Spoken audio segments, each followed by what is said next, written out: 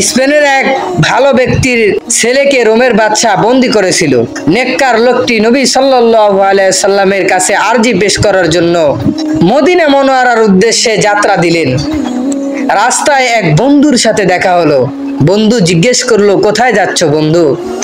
তখন ওই ভালো ব্যক্তি বলে, আমার ছেলেকে রোমের বাদশা বন্দী করেছে এবং 300 টাকা জরিমানা করেছে। আমার কাছে তো এত টাকা নেই যে এই 300 টাকা দিয়ে আমি আমার ছেলেকে মুক্ত করতে পারবো। তাই আমি নবী সাল্লাল্লাহু আলাইহি ওয়াসাল্লামের কাছে ফরিয়াদ করার জন্য যাচ্ছি। বন্ধুটি বলল, মদিনা মুনাওয়ারা যাওয়ার কি প্রয়োজন আছে? প্রত্যেক জায়গা থেকে তো হুজুরের শাফাআত কামনা করা যায়। সেই ভালো ব্যক্তি বললেন, তা ঠিক, তবুও আমি ওখানে হাজির হব। সে মতে সে মদিনা মুনাওয়ারা পৌঁছে রওজা শরীফে হাজির হয়ে সেও হাজত পেশ করলেন। স্বপ্নে নবী সাল্লাল্লাহু আলাইহি সাল্লামের সাক্ষাৎ লাভ করলেন। জোরে বলেন সুবহানাল্লাহ।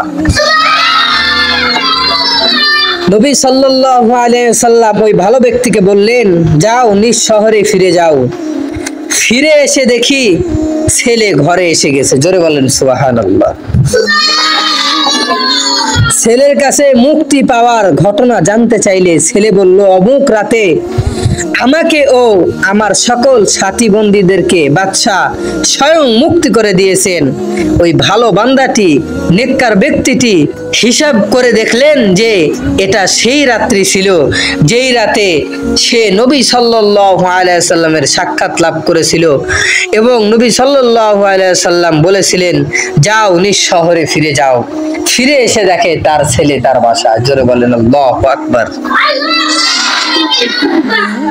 দেখেন, এটা থেকে বোঝা যায় নবী সাল্লাল্লাহু আলাইহি ওয়াসাল্লাম প্রত্যেক বিপদগ্রস্ত ব্যক্তির সাহায্য করেন এবং রওজা মুবারকে তাশরিফ রেখেও সেও উম্মতের সহায়তা করেন। যে কোনো জায়গা থেকে তার গোলাম তার সাহায্য কামনা করলে তিনি তার রহমতের হাত বাড়িয়ে দেন।